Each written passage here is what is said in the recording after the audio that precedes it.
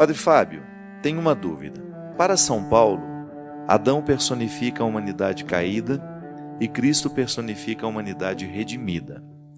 Já que Adão personifica a humanidade desobediente, pecadora e que morre, Deus só podia resolver o problema da carne pecaminosa enviando seu Filho em total solidariedade e identidade com a humanidade na sua existência sob os poderes do pecado e da morte. Pela desobediência de um só homem, todos se fizeram pecadores. E do mesmo modo, pela obediência de um só, que é Jesus Cristo, que veio para nos salvar do pecado, todos se tornarão justos. Pergunta: por que então continuamos nascendo com o pecado? Sei do batismo, mas se Jesus morreu para nos libertar, não éramos para nascer sem o pecado original? Padre, eu sou católica, amo minha religião e sou a favor de todos os sacramentos, mas tenho essa dúvida. Por gentileza, esclareça-me. Pergunta inteligente, né? Da Silvia. Silvia, na verdade, nós pertencemos à linhagem de Adão. Nós somos humanos. Nós não somos o Criador, nós somos criaturas. Porque somos criaturas, nós trazemos a marca daquele que é o símbolo, digamos assim, a origem de toda a fragilidade. Adão, né, que é o homem que vem do barro, está em mim. Então eu tenho a dimensão crística, sim, porque a redenção de Jesus lavou a mim, lavou o Christian, lavou a todos nós. Nós estamos todos sob o influxo da graça salvífica de Cristo. Mas essa graça salvífica de Cristo, ela precisa ser compreendida de duas formas. Na teologia, o meu querido mestre João Padre Quinob, ele dizia, a salvação é para nós dom e tarefa. Significa que é um dom, eu não preciso fazer nada para receber, o sacrifício de Cristo me concede, mas ela é uma tarefa, porque eu sou uma criatura vulnerável ao pecado. Talvez a dificuldade de compreensão seja em nós dizermos que uma criança já é pecadora. É aí que talvez esteja a grande dificuldade em compreender o pecado original. Na verdade, aquela criança, ela tem a marca do pecado, mas ela ainda não cometeu nenhuma prática pecaminosa. Ela tem a marca do pecado dentro dela, mas quando é que ela vai pecar a primeira vez na vida? Já parou para pensar nisso? A igreja nos diz que é pecado quando eu tenho liberdade, consciência e matéria grave. Então, se constitui um pecado com esses elementos. Uma criança, um recém-nascido, por exemplo, ela não faz absolutamente nada que seja livre, consciente, escolhido por ela. Concorda comigo? E nenhuma matéria grave. Agora, quando nós dizemos que essa criança é pecadora, é porque ela traz em si essa fragilidade original. E quando nós a batizamos, nós mergulhamos essa criança no dom da salvação que Jesus nos oferece. Mas isso não é uma mágica. Ah, batizou, está salvo. Não. Volto a dizer, a salvação é dom e é também tarefa. É para a gente ter o que fazer ao longo da vida com essa salvação que nos foi dada. Aqui no início do programa, Silvia, nós dizíamos que o cego Bartimeu ficava à beira do caminho. Ele estava à beira do caminho porque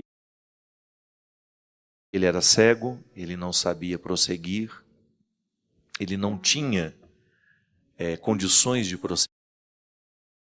E esse estar à beira do caminho é muito significativo para nós que vivemos a dinâmica da salvação. Quando eu sou batizado, eu recebo todas as possibilidades da salvação. Todos os favores do Cristo me foram dados, mas eu preciso desenvolvê-los. É por isso que a gente leva no batismo pai e mãe e padrinhos.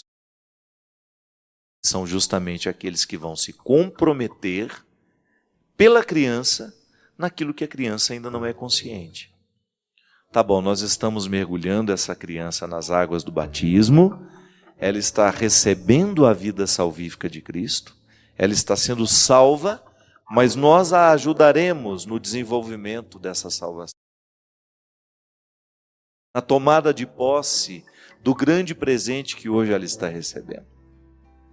Então é por isso que a vida cristã, que começa no batismo, ela vai iniciar em nós o florescimento dessa semente que nos foi dada. Então, da mesma maneira como uma semente é jogada no chão, ela precisa ser cultivada para ela tornar-se todas as possibilidades que estão ali dentro dela. Não é assim? O batismo é a mesma coisa. Eu estou recebendo a salvação em mim. Tá bom, mas padre, mas Jesus já nos salvou? Sim, mas Ele não vai me salvar. A salvação não vai desconsiderar o meu processo humano. A salvação que Jesus me oferece, ela vai pedir a minha resposta. Porque se então nós compreendêssemos que a salvação de Jesus não vai pedir uma resposta humana, a gente pode fazer o que quiser da vida, mas aí eu corro o risco de passar a minha vida inteira sem buscar o melhor de mim, porque já estou tranquilo com aquilo que já me foi oferecido. É igual o filho de pai rico, né? Que não aprende a trabalhar porque confia na riqueza do pai. Não, na vida cristã não pode ser assim. Eu sou rico, mas eu aprendo a trabalhar. Eu já possuo a salvação e eu vou desenvolvê-la através do meu esforço, da minha luta. E é interessante porque aí você poderia dizer, mas então é o nosso esforço que nos salva. Ele ajuda. Mas o movimento primeiro, anterior, é de Deus. Santo Agostinho dizia que até para eu me reconhecer pecador, eu já tenho que estar sob o influxo da graça. Então Deus vem antes de tudo, e até para eu me converter, eu preciso já estar munido da sua coragem, do seu favor. E isso que é interessante. Cada vez que eu consigo vencer uma dimensão pecaminosa do meu jeito de ser, da minha personalidade, eu estou atualizando a salvação de Cristo. Sabe, é como se eu estendesse os braços e dissesse, opa, isso aqui me pertence. E é o esforço de estender o braço.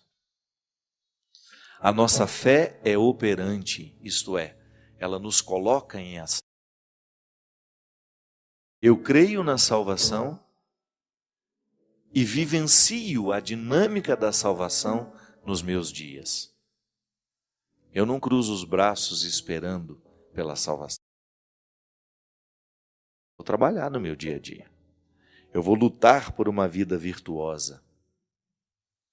Vou lutar diariamente para que o dom que me foi dado se manifeste.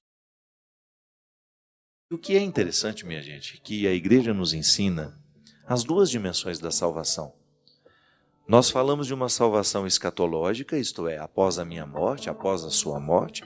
Nós acreditamos na eternidade e acreditamos que essa nossa parceria com Deus, claro que tem sempre a primazia dele, a ação primeira é sempre dele, a ação primeira e última é dele. Essa ação nos qualifica, nos dá o direito de viver a eternidade, de desfrutar a eternidade. Mas a gente também tem que pensar na dimensão histórica da salvação. Quando eu opto pelo Evangelho, eu qualifico a minha vida aqui na terra. Eu tenho muito mais condições de ser feliz por causa do Evangelho do que se não tivesse. Então, é uma experiência de salvação acreditar em Jesus, porque Jesus só me pede coisa boa. Ele me salva da minha miséria quando eu penso como Ele pensa. Sabe? Isso é muito interessante. Eu tenho muito medo de um discurso religioso que nos faça desejar a eternidade sem pensar na satisfação de ser quem a gente é aqui. Não posso fazer um discurso alienante que só prepare as pessoas para a vida após a morte. Não. Eu acho que isso é até uma consequência natural de uma vida bem vivida aqui. Preciso recrutar todas as qualidades da minha personalidade. Preciso vencer todos os obstáculos que são próprios do meu temperamento.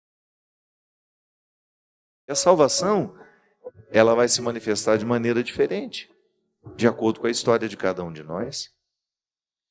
Tem gente que tem mais facilidade de ser generoso, está no DNA dela. E quando eu falo DNA, não estou falando só da genética, não.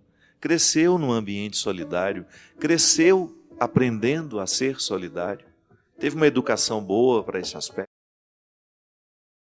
motivada, teve bons exemplos dentro de casa. Há pessoas que não.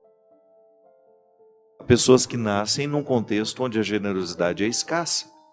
É claro que essa pessoa vai ter muito mais dificuldade de tornar-se generosa do que aquela que começou desde cedo a ter lições de generosidade ao seu lado. Isso é o DNA que eu falo. As influências que nós tivemos, as pessoas que tiveram autoridade sobre nós, tudo isso influencia na nossa capacidade de adquirir e desenvolver virtudes. Então, o Christian, ele tem a luta pessoal dele ali para ser cristão, e essa luta do Christian é diferente da minha, porque nós somos duas pessoas diferentes.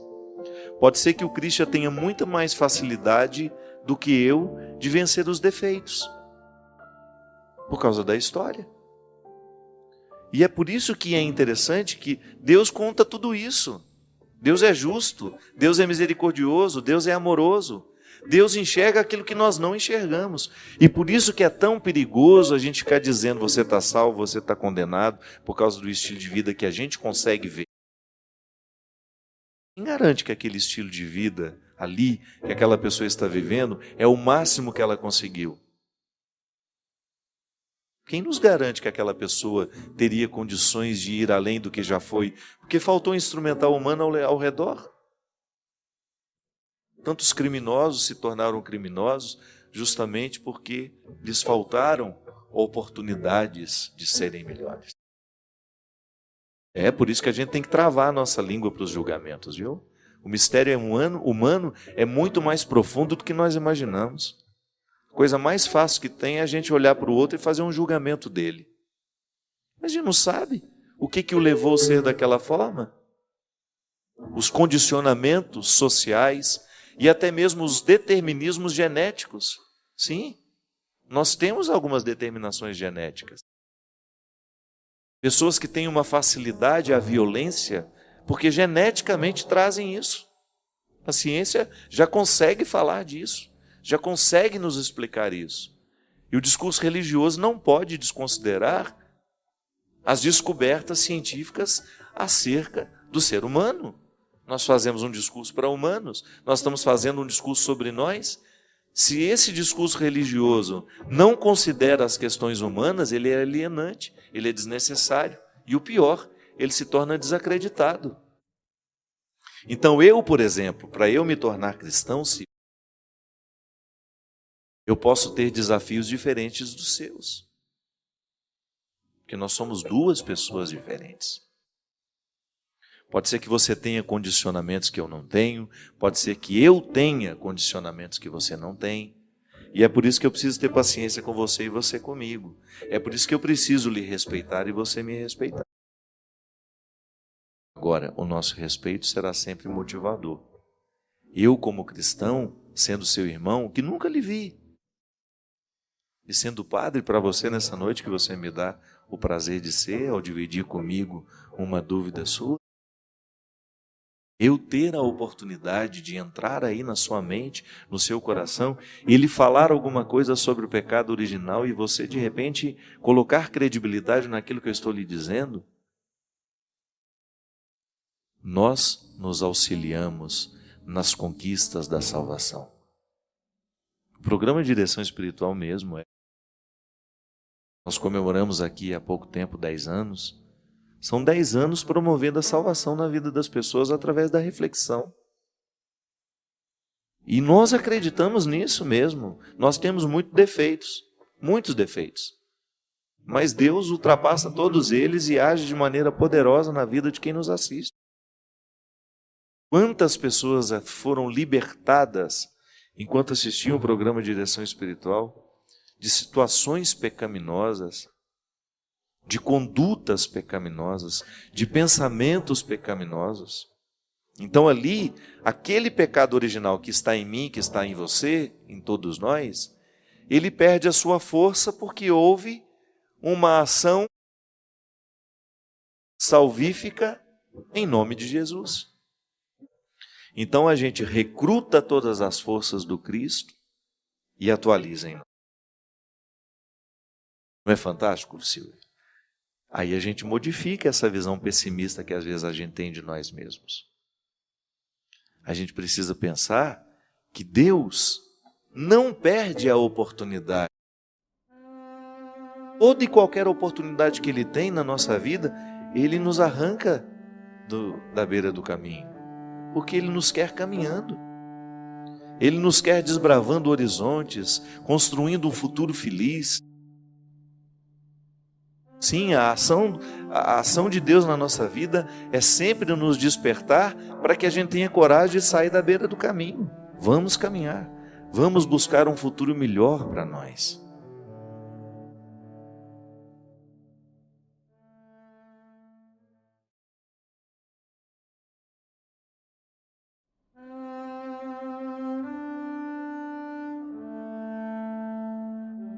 Muito obrigado você que está ligado conosco, você que nos dá a oportunidade de entrar na sua casa, na sua vida, ter a oportunidade de falar hoje com você. Todos nós, de vez em quando, precisamos refletir a nossa vida, pensar naquilo que nós estamos vivendo e naquilo que Deus quer que a gente viva. Nem sempre a vida que nós estamos vivendo é a vida que realmente Deus quer para nós. Quantas vezes a gente reconhece isso? Em muitos momentos da nossa história, eu na minha vida, você na sua vida, você descobre que existe uma inadequação entre aquilo que Deus quer para você e aquilo que você está vivendo. Que às vezes o que nós necessitamos é de uma palavra que funcione como uma chave. Uma chave que abre as portas que nos permitem acessar as nossas necessidades. Porque às vezes a necessidade, ela vai despertar uma atitude, que é justamente o momento que nós fazemos a nossa parte do milagre. Como nas bodas de Caná. Os servos precisaram apresentar as talhas cheias de água para que Jesus transformasse em vinho. Quando eu mexo nas minhas necessidades, eu de alguma forma estou enchendo as talhas de água. Porque estou tomando conhecimento daquilo que de fato eu necessito, não o que eu quero. Interessante isso, né? Não basta lutar, tem que lutar do jeito certo.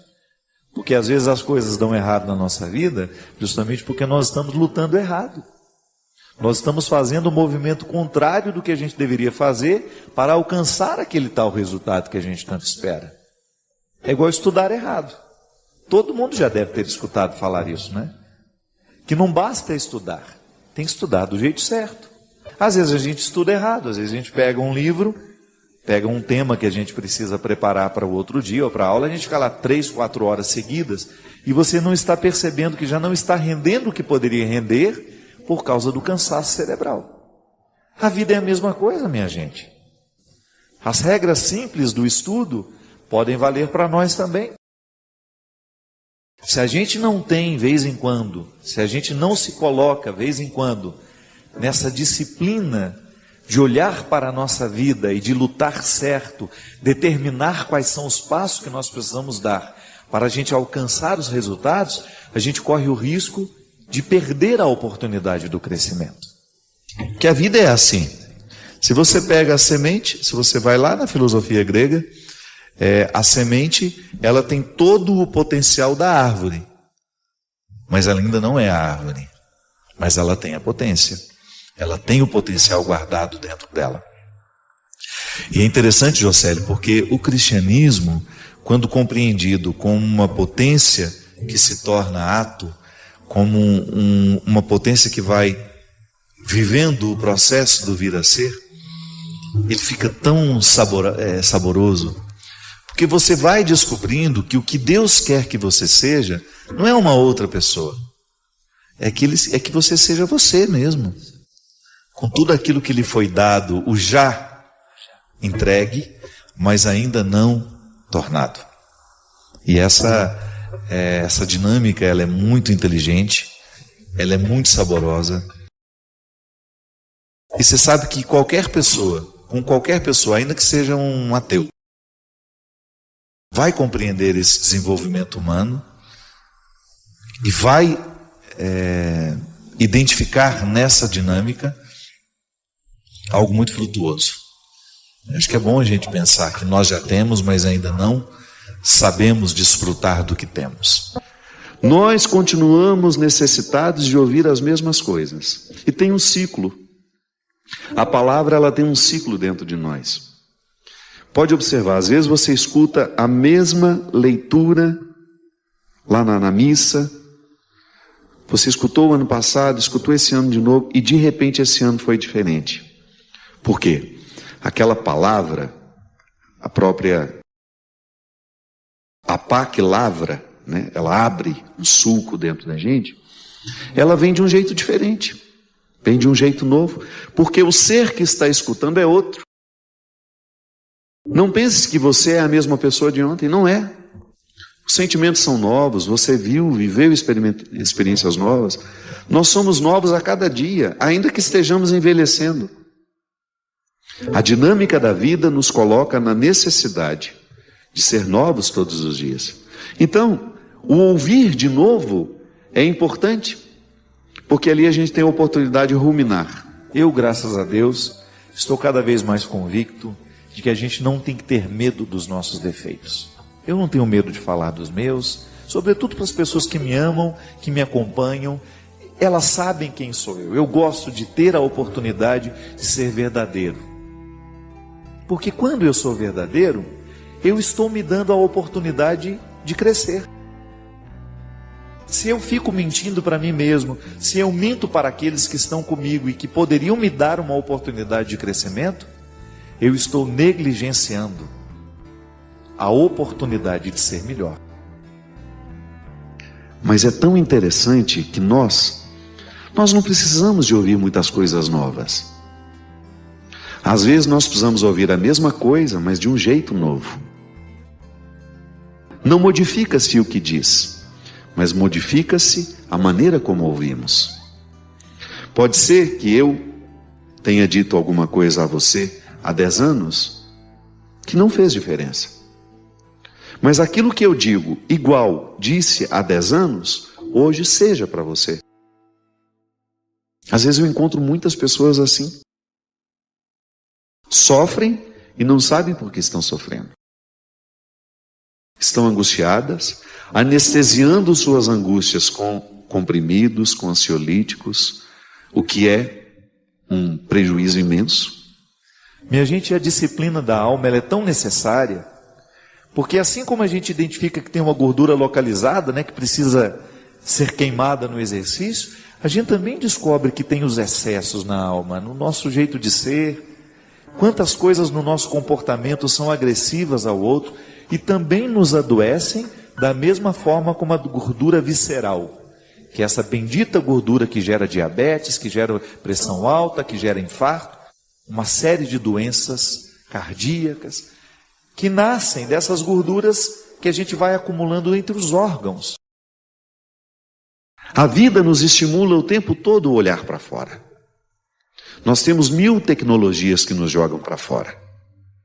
Mas às vezes, nós precisamos usar essa mesma tecnologia para nos jogar para dentro. Como é que isso acontece, padre? Pode ser que esteja acontecendo agora, neste momento. Eu sei que você tem 1000 canais de YouTubers por aí. E eu sei que os seus filhos assistem esses canais. Alguns nos jogam para dentro, outros nos jogam para fora. Eu não fico o tempo todo buscando coisas que me jogam para dentro. Eu também gosto de coisas que me jogam para fora, que me façam perceber o mundo, mas quando isso é em excesso, eu me torno desconhecido de mim mesmo. Eu fico um estranho para mim.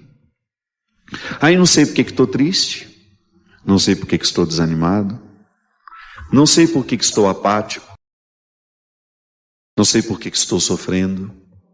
Por quê? Estou desaprendendo a autocontemplação. A nossa realização, ela passa por aquilo que nós sabemos de nós. Então, se eu vou à missa diariamente, se eu faço as minhas orações, se eu tenho um contato com essa palavra, mas não sou capaz de transformar o meu jeito de lidar com aqueles que estão ao meu lado, se eu não busco essa delicadeza no trato com as pessoas, se eu não sou nem educado, né? Eu estou permitindo que esse evangelho me transforme? E o pior de tudo, estou me tornando um contratestemunho para quem me vê. Que uma coisa é você tomar as suas decisões e arregimentar a vida a partir das decisões que você tomou, de repente você ser capaz de colocar regras na relação com as pessoas e até mesmo estabelecer uma certa distância que você julga necessária naquela hora. Outra coisa é você destratar as pessoas. Outra coisa é você ser grosseiro com elas, você ser indelicado, você dizer o que o outro não merece ouvir, você até ser agressivo, porque às vezes as pessoas são agressivas e não estão percebendo. Estão sendo cruéis umas com as outras e não estão percebendo. Mesmo que a vida tenha te dado muitas oportunidades, mesmo que você tenha ficado doutor, que você tenha ficado muito rico, que você tenha tido muito sucesso na vida, o seu jeito de olhar para as pessoas e o seu jeito de ser gente será a partir da humildade e da simplicidade do Mestre. Administrando melhor os nossos excessos, mudando o jeito como nós olhamos para as pessoas que trabalham com a gente, mudando o jeito como nós interpretamos os que estão ao nosso lado. Sempre digo isso, eu acredito de fato nisso. Quando Deus entra na nossa vida, Ele modifica, a primeira coisa que Ele modifica em nós é o nosso olhar. Tudo tem seu tempo, há um momento oportuno para cada coisa debaixo do céu. Tempo de nascer, tempo de morrer, tempo de plantar, tempo de arrancar o que foi plantado, tempo de matar, tempo de curar, tempo de destruir, tempo de construir, tempo de chorar, tempo de rir, de lamentar, de dançar, tempo de espalhar pedras e tempo de as ajuntar. Tempo de abraçar e tempo de afastar-se dos braços. Tempo de procurar, tempo de perder. Tempo de guardar, tempo de jogar fora. Tempo de rasgar e tempo de costurar. Tempo de calar e tempo de falar. Tempo do amor, tempo do ódio, tempo da guerra, tempo da paz.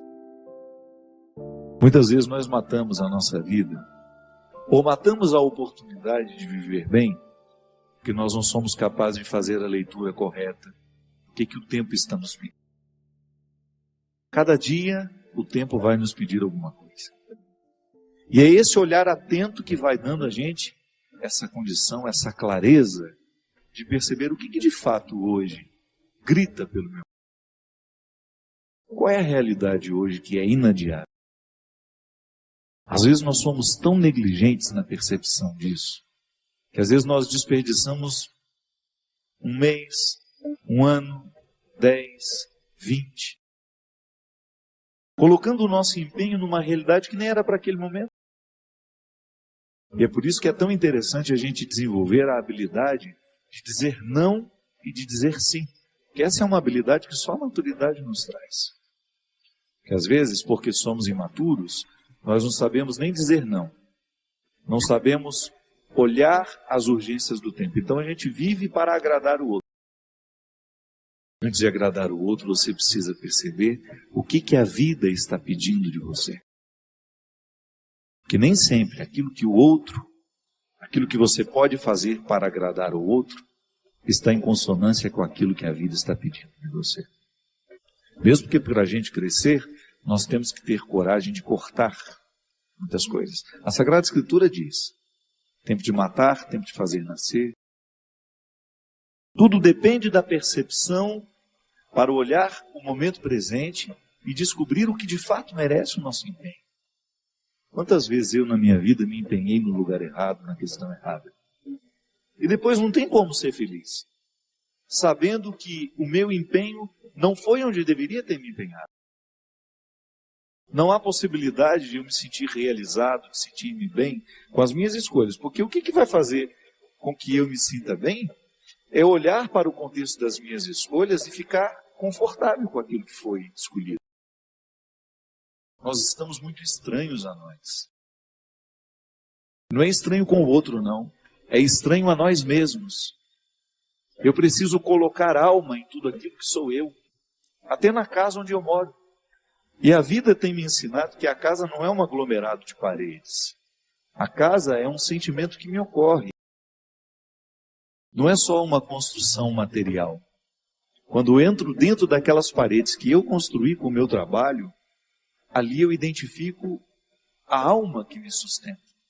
É um sentimento que me ocorre. Quando a gente abre a porta da casa, quando a gente entra, é um sentimento bom que nos ocorre. Isso é alma. É quando a matéria está plena de significados.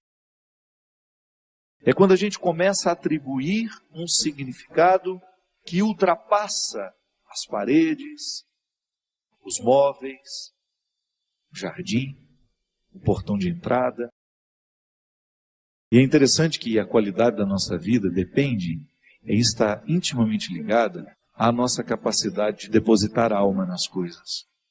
Eu não estou falando dessa alma, do significado mais profundo da nossa vida, dessa dimensão espiritual que me conecta com a eternidade. Não. Eu estou falando de tudo aquilo que vive e que faz sentido à matéria. Traz sentido àquilo que é material. Então a gente usa de maneira inadequada o termo alma. Perceber que os meus objetos estão perpassados por um significado que ultrapassa a matéria. Como dizia Rubem Alves, né? Existem coisas que são mais que coisas. São coisas que nos fazem lembrar. Isso é, virar um sacramental. Da mesma maneira como eu trago uma lembrancinha da viagem, aquilo é para mim apenas um sacramental de alguma coisa que foi boa, que foi vivida, que foi experimentada, que me fez bem. Na minha oportunidade de colocar alma neste corpo, nessa oportunidade única que eu tenho de viver diariamente bem a minha vida e assim inflar ar em tudo isso, da mesma maneira como eu percebo essa outra alma da minha casa quando chego de um sentimento que me ocorre, o viver bem, me trazendo a consciência de que hoje, quando eu observo as urgências da minha vida e me empenho, eu estou colocando alma no meu corpo. Agora, quando eu percebo que eu não estou fazendo, que eu não estou me empenhando para viver bem, eu estou sim fragilizando os recursos da minha alma, que são justamente para me ajudar a viver bem a própria vida do corpo. E nós muitas vezes negligenciamos a observância do tempo, como na Escritura que diz: tempo de chorar e tempo de rir. Há momentos que a própria vida te mostra a necessidade de chorar, de jogar para fora os seus excessos, de não ter medo da tristeza, de permitir que essa tristeza cave dentro de nós as suas riquezas e que nos ajude a encontrar a pedra preciosa que só o sofrimento poderia nos levar a conhecer. Depois vem o riso. O riso não nasce por acaso. A gente já cantava aquela música também, né? Ando devagar porque já tive pressa e trago esse sorriso porque já chorei demais. O sorriso é o resultado da lágrima bem chorada.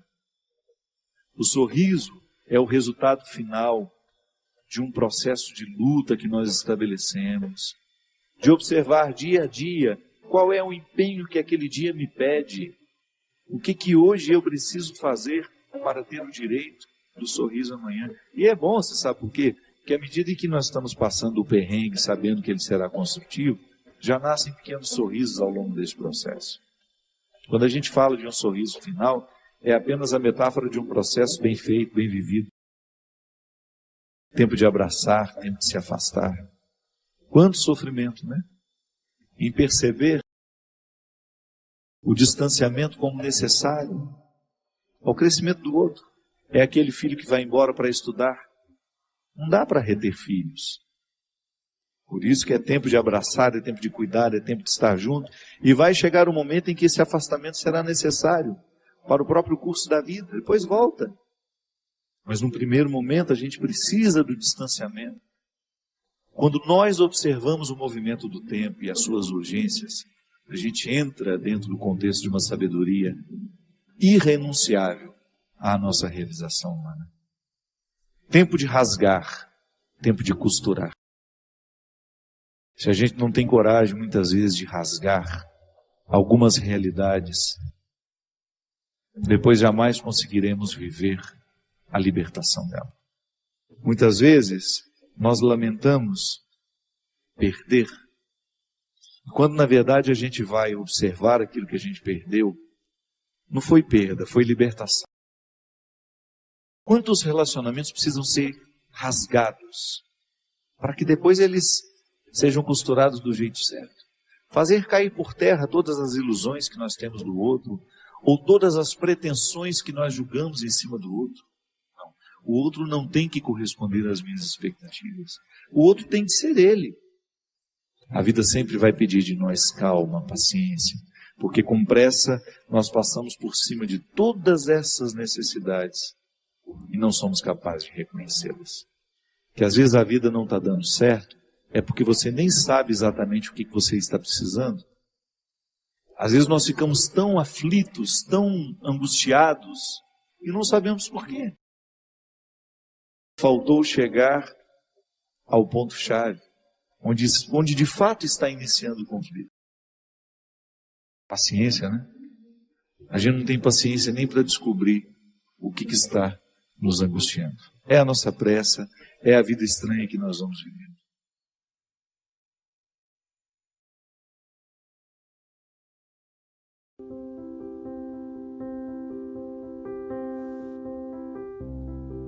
Padre Fábio, há muito tempo eu tinha vontade de escrever. É o seguinte: perdi o meu filho mais velho com 30 anos de idade em um acidente de moto. E desde então não tenho mais vivido como pessoa. Tenho depressão, a vida perdeu o sentido para mim. Sei também que a sua mãe perdeu uma filha num acidente muito trágico. Gostaria que o senhor me ajudasse. Por favor, dê uma resposta que possa aliviar a minha angústia. Eu sei que muitas outras pessoas também passam por essa dificuldade, né? A senhora não fala quanto tempo, né, que já viveu essa experiência. Não sei quanto tempo que aconteceu esse acidente com seu filho. Vou dizer a partir da experiência que eu vi dentro da minha casa. A morte da minha irmã foi muito trágica para todos nós, né? Não é fácil você perder, minha mãe sobretudo, uma filha aos 29 anos, cheia de vida, bonita, cheia de projetos, com um filho para criar, e de repente nós recebemos a notícia da sua morte, talvez um dos momentos mais dolorosos que a minha família precisou enfrentar até o dia de hoje. Eu me lembro que quando eu encontrei a minha mãe, assim que eu cheguei, eu morava em Terra Boa na época, viajei um dia inteiro até chegar, né? Recebi a notícia de manhã e consegui chegar lá na casa da minha mãe à noite daquele dia. E eu me lembro que eu encontrei uma mulher extremamente abatida. Claro, é natural que seja assim, né? Minha mãe estava destruída, tadinha. Mas eu notei que nas mãos daquela mulher existia um pequeno objeto. Era um terço, bem pequenininho, que ela segurou desde o momento em que ela ficou sabendo da notícia da morte da minha irmã. O que eu vi logo em seguida foi um sofrimento duro, muito duro mesmo. Presenciei muitas situações terríveis envolvendo a dor da minha mãe, né? A minha mãe precisou logo em seguida ir a Belo Horizonte, onde a minha irmã morava. O apartamento dela estava fechado. Depois do acidente, a minha mãe precisou ir lá, recolher as coisas dela, guardar tudo. E eu percebi que, vendo a minha mãe enfrentar tudo aquilo, eu descobri uma coisa, que ninguém morre de uma vez, né? Acontece o acidente num dia, e durante um bom tempo a gente precisa se dar essa notícia. Eu vi isso comigo também. E o que eu experimentava dessa dor? Que quando nós perdemos assim alguém de maneira muito trágica, nós precisamos nos dar essa notícia todos os dias. Porque é interessante, não é que dói mais ou dói menos, é que a gente está menos preparado, né? Se você acompanha uma doença de uma pessoa, você vai acompanhando aquele processo, chega um momento que quase que a família deseja, né, que aquela pessoa pare de sofrer. Agora não, quando uma pessoa é retirada assim, bruscamente da vida da gente, como foi o filho da senhora, como foi a minha irmã, como foi tantas outras histórias, como aconteceu em tantas famílias, de filhos que foram drasticamente retirados de suas casas, de suas famílias, por causa de acidentes, né, e morreram e de repente não existe mais, a gente descobre que a gente vai organizar o luto todos os dias. Não tem como. Todos os dias eu acordava e eu sentia o impacto daquela notícia terrível. Às vezes eu acordava de madrugada e eu chorava muito, que minha irmã me fez e me faz uma falta danada. O tempo vai modificando, né, o jeito como a gente vai sentindo isso. Mas foi muito duro. Foi muito duro. E eu me lembro que a minha mãe viveu o mesmo processo. Ela falava da luta que foi para ela ter que encarar aquela casa sem a presença da minha irmã, ter que viver aquele processo tão doloroso de ir no apartamento onde ela morava, de organizar as coisas dela, de encaminhar tudo aquilo para que a vida pudesse continuar. Nessa organização do luto da minha mãe, Deus esteve presente o tempo todo. Sabe, eu acho que aquela cena que eu vi no dia da morte da minha irmã, a minha mãe segurando aquele terço, um símbolo de fé, para mim foi uma consequência, como se eu visse o resultado da fé na vida de uma pessoa. Em nenhum momento eu vi a minha mãe blasfemando, em nenhum momento eu vi a minha mãe se revoltando contra Deus, muito embora eu acho que isso também seja natural acontecer. Você que blasfemou, você que está revoltada contra Deus, não se culpe por isso. Eu acho que esse processo é natural, né? Volto a dizer, todos os dias a gente se dá a notícia. Todos os dias você precisa dizer para você mesmo, meu filho está morto. E as reações vão ser diferentes, porque o coração humano é dinâmico. Nós não podemos esperar dele uma resposta igual. Um dia você vai estar um pouco mais revoltada, um dia você vai estar mais tranquila, um dia você vai estar mais, mais leve, um dia vai ser mais pesado. O que a gente não pode perder de vista é que, a partir do momento que a perda acontece, é uma responsabilidade nossa com aqueles que ficaram, a gente encaminhar o nosso luto de um jeito certo, né? Tem que ser honesto. Eu não posso, a partir de uma perda, inviabilizar a minha vida e a vida de quem está do meu lado. Aliás, minha gente, eu fico pensando que a gente só se recupera por causa dos outros mesmo. A gente entra no segundo plano. Mas quando a gente olha para os que ficaram, e para minha mãe, para ela recuperar-se da morte da minha irmã, foi fundamental que ela pudesse olhar para o Conrado, que era o filho da minha irmã, que havia ficado e que minha mãe precisava terminar de criar. E a minha mãe viu naquele menino um sentido para a vida. Então a gente precisa descobrir o que o outro me deixou, o que o meu filho me deixou, que pode ser um ponto de partida para a minha recuperação.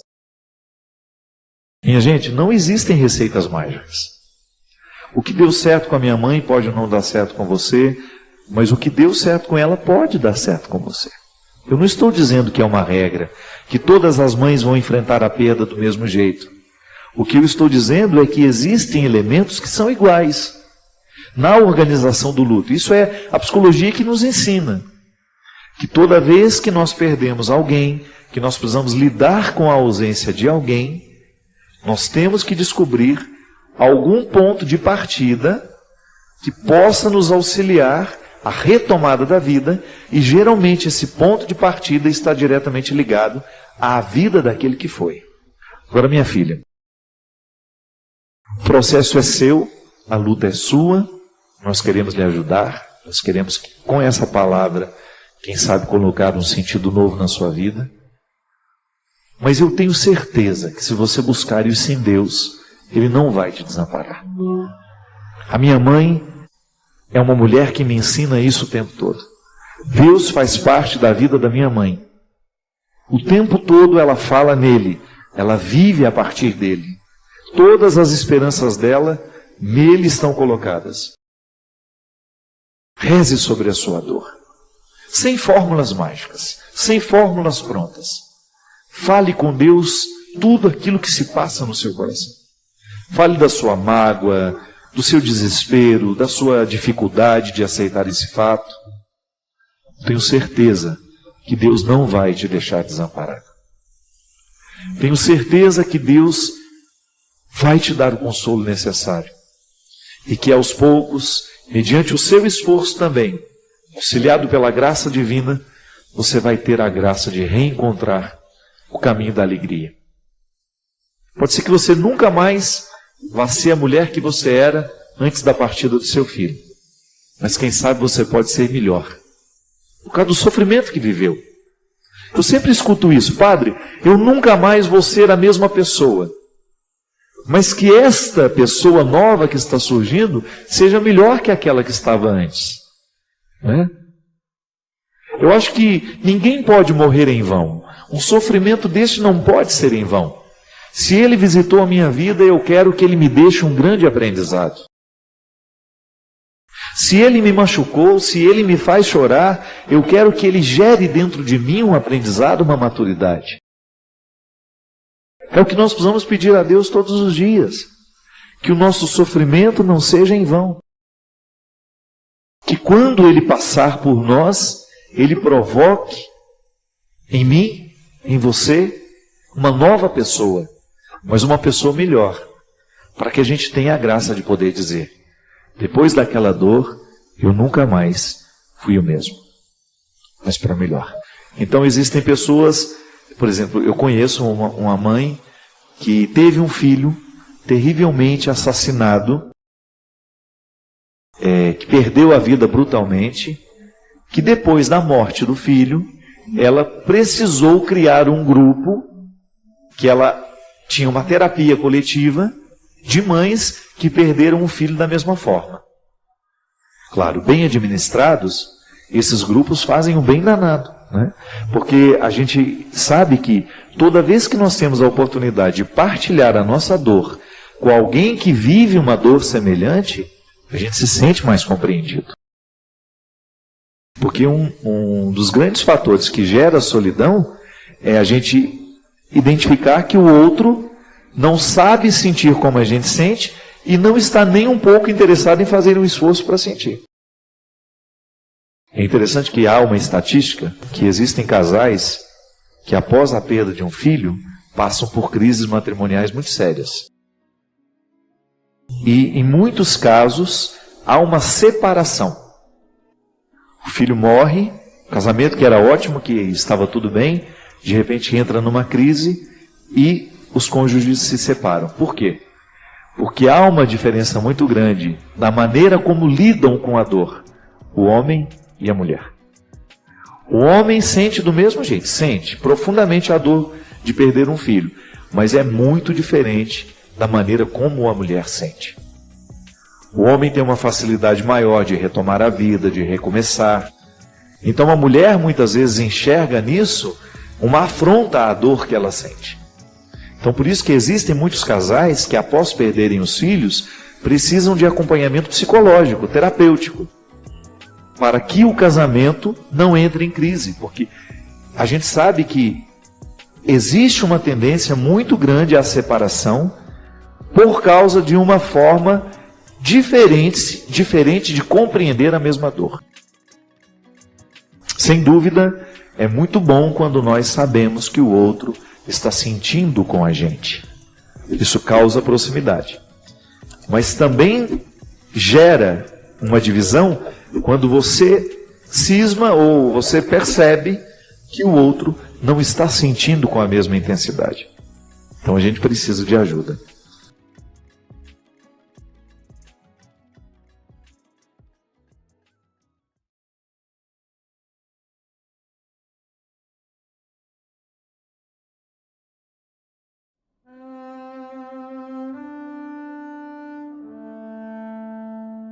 Padre Fábio, boa noite.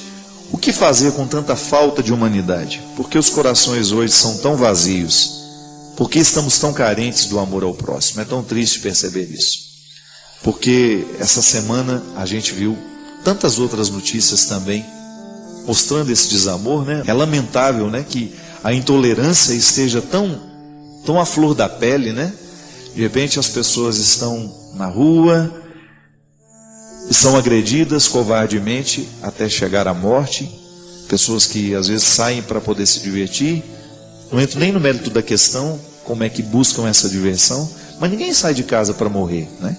É que as coisas vão acontecendo, às vezes os nossos valores estão tão invertidos, minha gente. É tão difícil hoje a gente ver a juventude não sendo capaz de aprender esse amor. Ainda agora estava vendo também a reportagem lá no Morro do Alemão. O processo de pacificação tem acontecido, graças a Deus. Aos poucos a vida foi voltando ao normal naquele lugar. Agora ontem tiveram umas imagens de um helicóptero, que parecia que estava tendo também mais um assalto, uma tentativa de uma pequena confusão, e quando foram se aproximar eram crianças brincando com armamentos de plásticos, feitos por eles mesmos, né? Aí fiz essa associação às imagens que estão mostrando lá do Paquistão. Paquistão não, Afeganistão, não, Paquistão, né? Onde foi o Bin Laden morto, né? Aí estava mostrando as crianças com as armas. É lamentável, né? Que nos dias de hoje, com tanta violência no mundo, a gente veja ainda esses instrumentais bélicos de armas e disso, daquilo, sendo brincadeira entre nós. Eu me lembro, quando eu era criança, a gente ganhava revólver de presente. Imagina isso, minha gente. Que coisa horrorosa, né? Como é que podia isso naquele tempo? Eu não sei, há muito tempo eu não entro numa loja de brinquedos para crianças, né? Mas eu não consigo admitir que nos dias de hoje, você vai e você compre uma arma de brinquedo. Eu não sei se existe isso ainda. O que eu sei é que muitas vezes os jogos, os videogames, né? Tudo isso incita muita violência. As brincadeiras, os jogos eletrônicos, a gente já falou muitas vezes sobre isso aqui. Isso gera desamor, porque quando uma criança brinca livremente com uma arma, para que serve uma arma? É para matar. Então, se ela está fazendo na sua infância um aprendizado do assassinato, é muito difícil que depois a gente queira extrair dela uma atitude amorosa, uma postura pacífica. Então, se nós queremos neutralizar o crescimento desse desamor, nós precisamos então mudar as nossas condutas. O que nos diverte, né? Qual é o nosso divertimento? Como é que nós encontramos o nosso divertimento? Não é possível a gente ter uma sociedade feliz, uma sociedade harmoniosa, com tantas drogas, com tanto álcool socializado, com esse processo de autodestruição da nossa juventude, sendo o tempo todo motivado através de festas, através de promoções. Então, enquanto a gente estiver buscando esse tipo de divertimento, enquanto a gente estiver oferecendo à nossa alma esse tipo de beleza, entre parênteses, né, de alegria, então é natural que a gente vá cada vez mais mergulhar nesse contexto de desumanização. Porque o álcool desumaniza, a droga desumaniza, a prostituição socializada desumaniza. As brincadeiras que geram essa agressividade, isso desumaniza uma criança. E nós precisamos voltar a ensinar a sensibilidade. Nós só podemos diminuir os malefícios desse desamor nos dias de hoje a partir do momento em que nós criarmos uma cultura de paz. A palavra cultura nos impõe muita responsabilidade, né? O que é cultura? É aquilo que você cultiva. Como é que você vai compreender o processo cultural de um povo? Quando você entra dentro dos costumes daquele povo e você começa a identificar o que aquela sociedade cultivou, promoveu e fez crescer. Isso é cultura. Quando a gente diz, nossa, aquela pessoa é muito culta, ela tem muita cultura. O que é? Ela teve muito cultivo, não é? Ela se cultivou muito, ela leu muito, ela procurou conhecer, ela foi curiosa, ela investigou, ela conseguiu trazer para dentro dela uma boa parte do mundo que estava de fora. Como? Através da leitura, através da informação. Então a cultura de paz é um cultivo de todos os dias. Essa intolerância que nós temos notado nos dias de hoje, que perpassa todas as dimensões da relação humana, se isso não for modificado, o nosso mundo vai ficar cada vez mais insuportável, cada vez mais difícil. Nós falamos aqui em outros dias, né? A intolerância entre as diferenças, meu Deus do céu, como é que nós podemos admitir que nos dias de hoje, com todo esse processo de socialização das informações, nós ainda sejamos capazes de encontrar contextos de intolerância tão difíceis dentro das nossas escolas? O que é o bullying? É o resultado da intolerância. Ah, você é gordo, então nós agora nos sentimos no direito de criticar você, nós nos sentimos no direito de então ridicularizar você. Qual que é a grande questão dos homossexuais hoje? Essa questão que está o tempo todo sendo retomada, a homofobia. O que é a homofobia, minha gente? É quando o outro se sente no direito de agredir o homossexual, de fazer piadas agressivas e até mesmo de atacar fisicamente. Tudo isso por trás de um discurso moralizante, que quer ser bonito, que quer ser isso, ser aquilo, mas absolutamente desumanizador. Você pode muito bem não concordar com o outro, mas você ter com o outro uma postura respeitosa, isso é uma questão de educação que nós precisamos retomar. É cultura. Ainda hoje estava passando, no noticiário da manhã a história das pessoas que ficam desempregadas, não procuram outro emprego porque tem o seguro-desemprego, e ainda quando encontram um novo emprego, não se ficham. Por quê? Porque querem continuar recebendo benefício. Aí o Alexandre Garcia, o comentarista do jornal, estava dizendo assim, é lamentável porque o Brasil ainda funciona assim.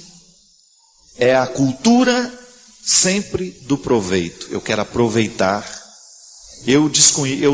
Não passa pela minha reflexão de que no momento em que eu assumo uma postura dessa, eu estou desrespeitando os contribuintes que estão dando duro no trabalho e que estão cumprindo com a sua obrigação para que aqueles que estão ali usufruindo desse benefício, usufruam sem a necessidade dele. É a cultura, é o jeitinho brasileiro, né? Essa falcatrua toda que nós estamos vendo o tempo todo, essa semana, é lamentável a notícia que nós vimos sobre a merenda escolar no país. O que é aquilo? É o jeitinho brasileiro. A gente superfatura aqui e a gente pega o dinheiro por baixo dos panos. Aí o dinheiro que era para beneficiar as nossas crianças dentro das nossas escolas, vai ser desviado para a canalice de muitos políticos. Por quê? Porque existe uma cultura, ou até mesmo uma falta de boa cultura e de bons valores, norteando a nossa ação. Porque eu tenho que ser assim. Para eu fazer com que essa cultura do bem prevaleça no mundo, eu tenho que usar do microespaço das minhas decisões. Então eu estou aqui, eu tenho a possibilidade de ter um relacionamento direto com o Cristian, digamos que ele é meu amigo, que ele é meu irmão, é com ele que eu preciso exercer todos os princípios que eu acredito que darão certo para o mundo inteiro. Se eu não sou capaz de aplicar nas pequenas coisas o bem que eu quero para o mundo todo, depois eu não tenho o direito de querer esse bem. Porque a transformação acontece aqui.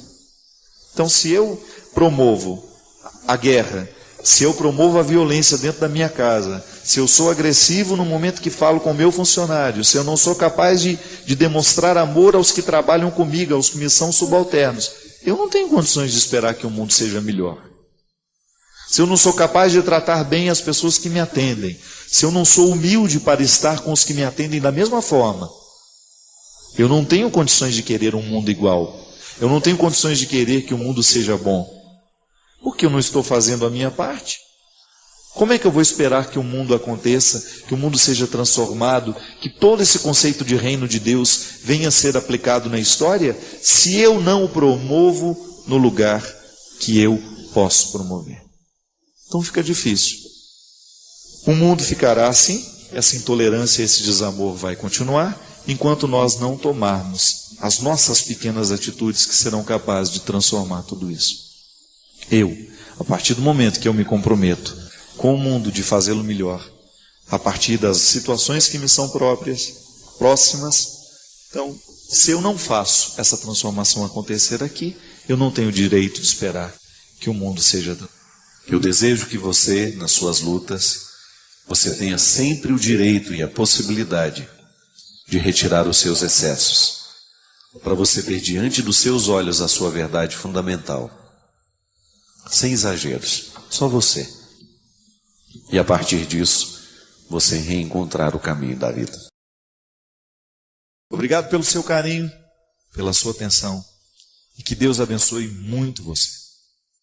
Que Deus derrame sobre o seu coração, sobre a sua casa, sobre a sua vida, a disposição que caracterizou o coração de Nossa Senhora. Para que, exemplo dela, a gente também possa ser um cristão de verdade, levando sempre Jesus no colo, para apresentá-lo àqueles que ainda não o conhecem. Derrame sobre nós a bênção do Deus Todo-Poderoso, Pai, Filho e Espírito Santo.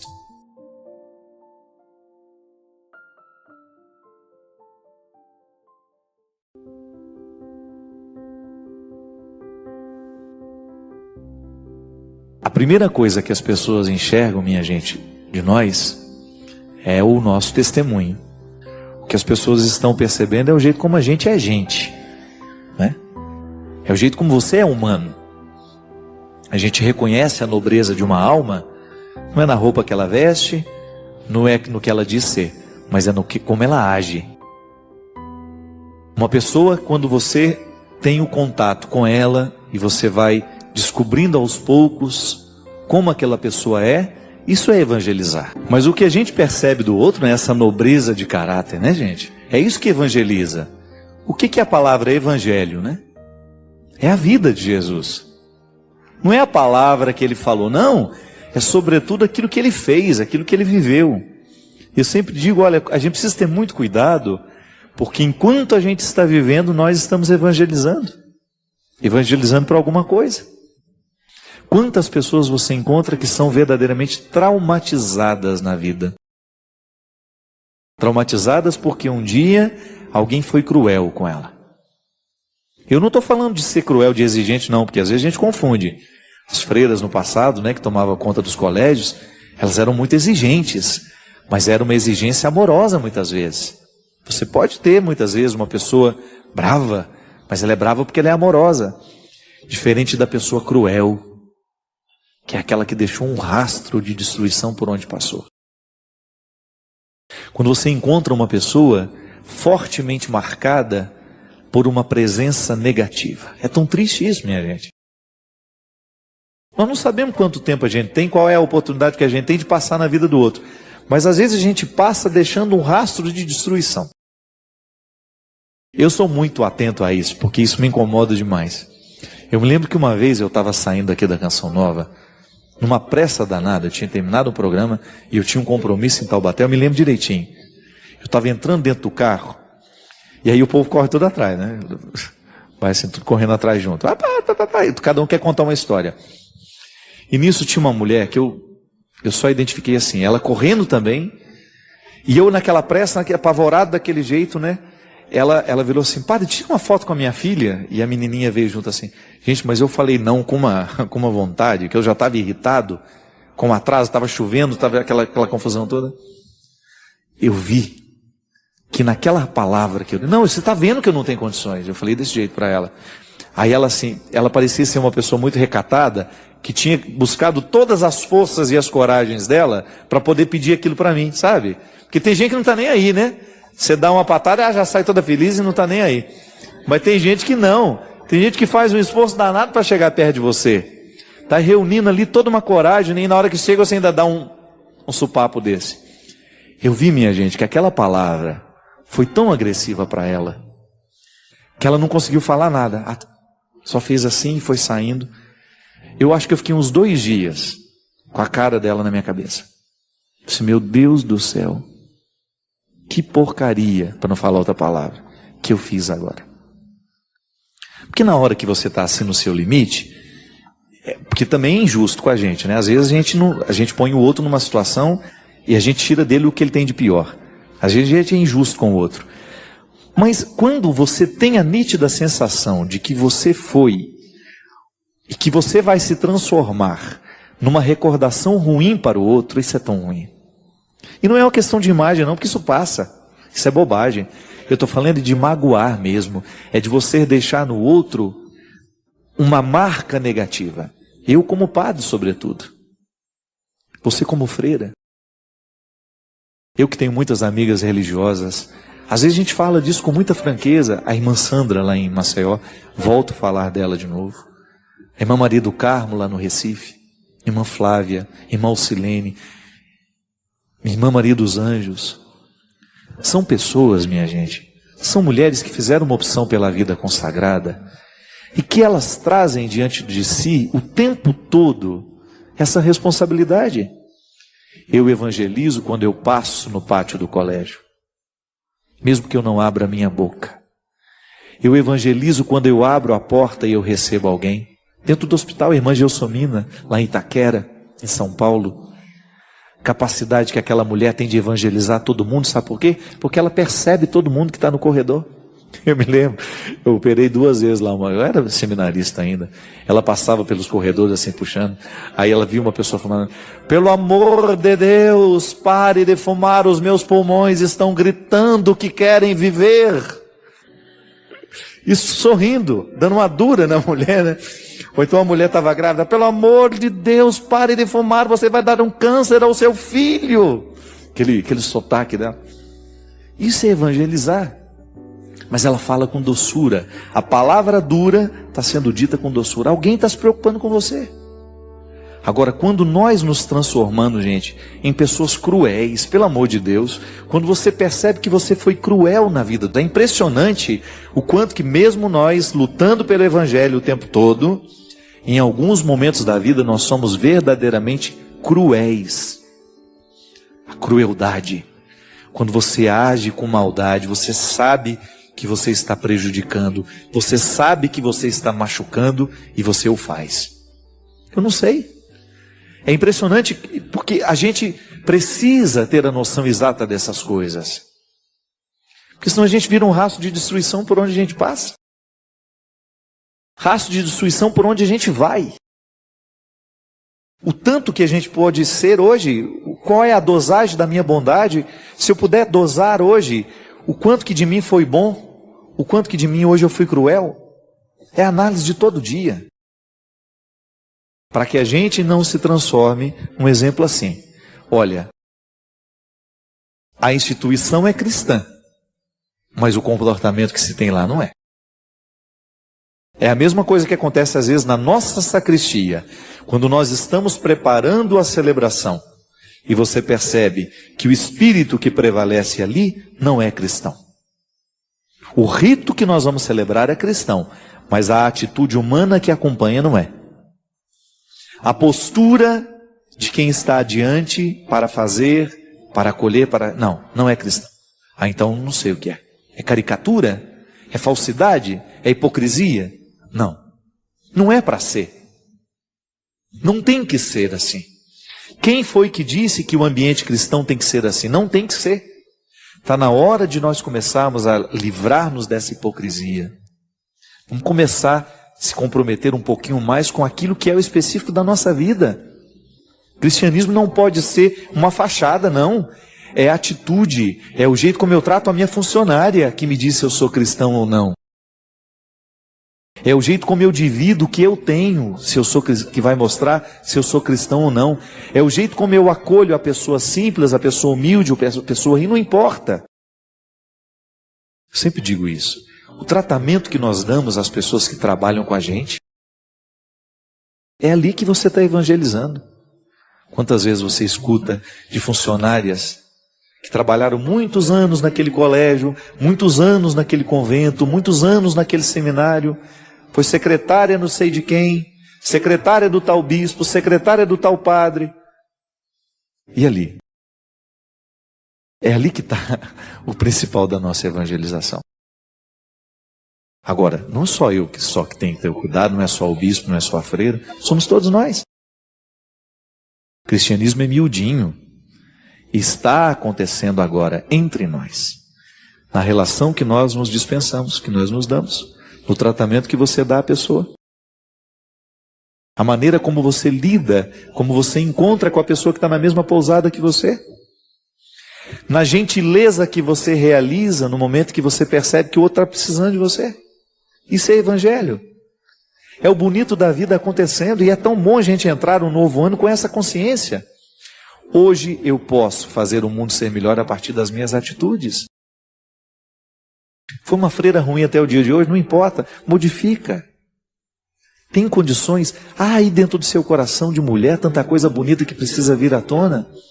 É o seu envolvimento com o Cristo. Apaixonar-se pelo Cristo não é conversa fiada, não. A paixão, o amor que nós temos ter por Jesus, tem que ser de envolvimento mesmo.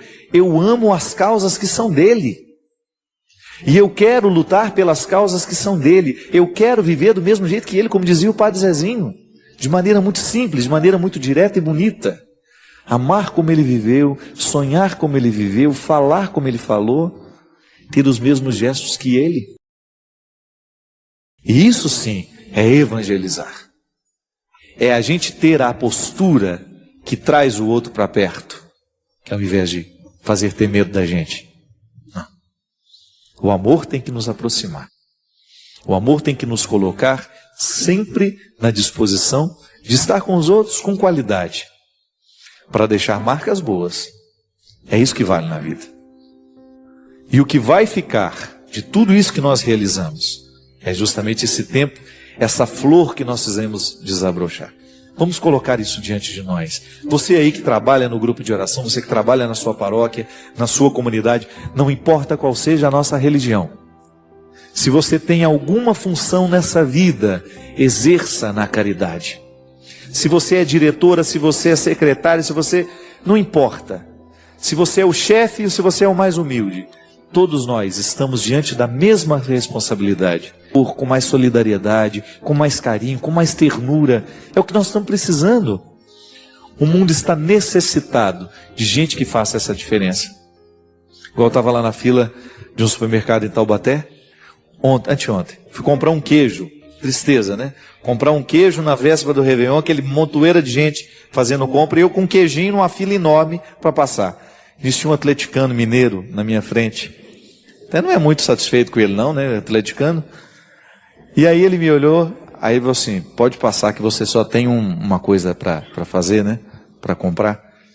Aí eu achei bonitinho o gesto dele, né? Eu não precisaria fazer isso, precisaria? Eu já estava esperando há um tempão, aquela solidariedade dele. Aí ele brincou, só que você vai mandar um abraço para minha mãe amanhã, lá em São João del Rei. Depois que eu já tinha passado, é que ele falou que ele me conhecia, ele não se manifestou. Falei, só manda um abraço. Aí eu não sei o nome dela. Ele falou, não lembro, ela lá de São João del Rei. Seu filho me abordou ontem, ele está aí com a senhora, ele disse que estaria, e ele foi gentil comigo. É disso que nós estamos falando. Quando nós descobrimos a oportunidade de sermos gentis com alguém. A senhora deve ter ensinado bem o evangelho para ele. É desse cristão que nós precisamos. Não aquele que está no púlpito, não só aquele que está no altar, mas aquele que está na fila do supermercado, aquele que está lá na quitanda, aquele que está lá na empresa e que é capaz de gestos de gentileza. Oh, pode passar. Seja bem-vindo, né? Eu abro a porta, eu faço. Outro dia, lá no aeroporto do Recife, eu lembro que tinha 2 mulheres assim, elas com umas malas pesadas, e eu, com meu secretário já levando a minha, né? E elas precisavam subir uma escada. Eu falei assim, só quer que eu leve essa mala para a senhora? E já fui pegando. Ela levou tanto susto, aí ela levou, pensou que eu estava roubando a mala, né? Aí na hora que chegou lá em cima, ela virou e falou assim para mim, ô moço, desculpa, eu fiquei assustada, é porque eu não estou acostumada com isso. Aí eu pensei, né? Na hora que a gente pode exercer a gentileza com alguém, o outro leva susto. Porque a gente não está acostumado com ela. É mais fácil não ser. Mas pode ser diferente. A partir de mim, a partir de você.